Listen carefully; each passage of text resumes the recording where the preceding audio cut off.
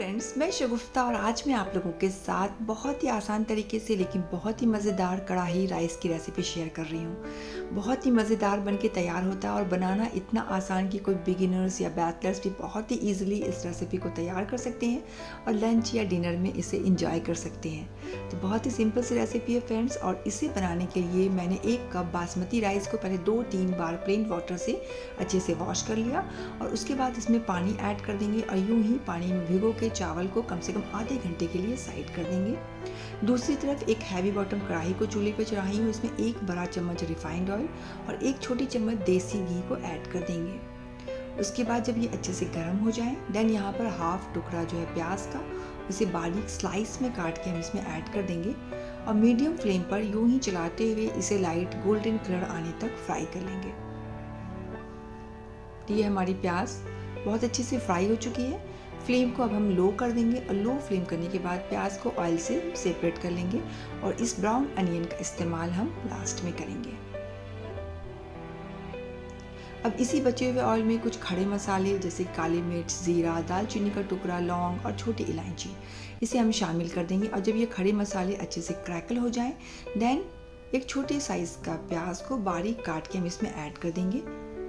प्याज को यूं ही 15 से 20 सेकंड के लिए हम सौते कर लेंगे और उसके बाद एक बड़े साइज़ के आलू को छोटे छोटे से टुकड़ों में कट करके हम इसमें ऐड कर देंगे।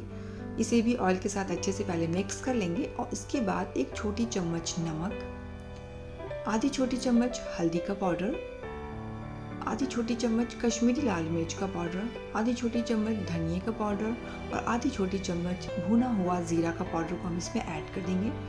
इन सारे ड्राई मसाले को यूं ही चलाते हुए 15 से 20 सेकंड के लिए मीडियम फ्लेम पर अच्छे से इसे भी भून लेंगे और उसके बाद यहाँ पर मैं शान कंपनी का बिरयानी मसाला आधी छोटी चम्मच ऐड कर रही हूँ। आप किसी भी ब्रांड का बिरयानी मसाला यूज़ कर सकते हैं।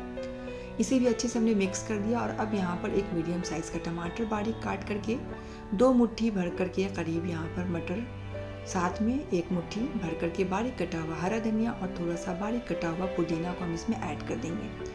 इन सारे इंग्रेडिएंट को अच्छे से मिक्स कर लेंगे और उसके बाद करीब हाफ कप पानी हम इसमें ऐड करके अच्छे से मिक्स कर लेंगे और उसके बाद इसे कवर करके करीब 3 से 4 मिनट के लिए हम इसे पका लेंगे ताकि जो टमाटर और आलू और मटर हमने शामिल किया वो अच्छे से सॉफ्ट हो जाएं।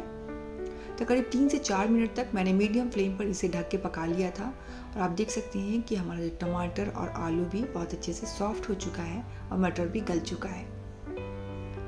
अब इस पॉइंट पर जो चावल को हमने पानी में भिगो के रखा था उस चावल के पानी को ड्रेन आउट कर देंगे और चावल को हम इसमें शामिल कर देंगे। चावल ऐड करने के बाद बाकी इंग्रेडिएंट के साथ चावल को हम अच्छे से मिक्स कर देंगे। चावल को हमने सब मसालों के साथ अच्छे से मिक्स कर दिया है और अब इस पॉइंट पर करीब 1.5 ग्लास 1.5 ग्लास पानी हम इसमें ऐड कर देंगे। ये बिल्कुल परफेक्ट रेशियो है। 1 कप बासमती राइस के साथ 1.5 ग्लास पानी हमने ऐड कर दिया और उसके बाद इसमें हाफ नींबू का रस को हम इसमें निचोड़ देंगे। इसकी वजह से हमारे चावल बहुत खिली खिली बन के तैयार होती है और थोड़ी चटपटी भी बनती है। इसे भी अच्छे से हमने मिक्स कर दिया और अब इसे कवर करके करीब 6 से 7 मिनट तक हम मीडियम फ्लेम पर इसे ढक करके यूं ही पका लेंगे। मीडियम फ्लेम पर करीब 6 से 7 मिनट तक हमने इसे पका लिया था। आप देख सकते हैं कि 6 से 7 मिनट तक जब मीडियम फ्लेम पर ये पका है तो इसका करीब 70 to 80% पानी भी रिड्यूस हो चुका है और करीब चावल भी हमारी 80% पक चुकी है। अब इस पॉइंट पर थोड़ा सा बारीक कटा हुआ हरा धनिया, बारीक कटा हुआ पुदीना और जो हमने ब्राउन अनियन को फ्राई करके रखा था इस ब्राउन अनियन को हम इसके ऊपर स्प्रेड कर देंगे और उसके बाद इसे कवर करके फ्लेम को बिल्कुल लो कर देंगे। थोड़ा सा देसी घी भी ऐड कर देंगे, इसकी वजह से टेस्ट और फ्लेवर दोनों बहुत ज़्यादा इन्हेंस होते हैं।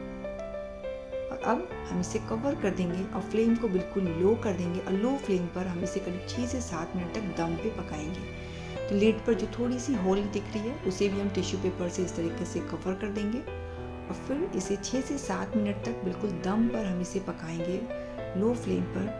तो लो फ्लेम पर हमने इसे पका लिया है और आप देख सकते हैं कि बिल्कुल लो फ्लेम पर दम पे पकने के बाद हमारी ये चावल बहुत ही मज़ेदार, बहुत ही खुशबूदार बनके तैयार हो चुकी है। चावल बिल्कुल खिली खिली सी बनके तैयार हुई है और ये हमारी कढ़ाई राइस बहुत ही आसान तरीके से लेकिन बहुत ही मज़ेदार बनकर रेडी हो चुका है। आप इसे लंच या डिनर में प्लेन रायता के साथ आप इसे सर्व करें, खाएं, बहुत मज़े का लगता है। बच्चों के टिफ़िन में या हस्बैंड के लंच बॉक्स में भी देने के लिए बहुत अच्छा ऑप्शन है।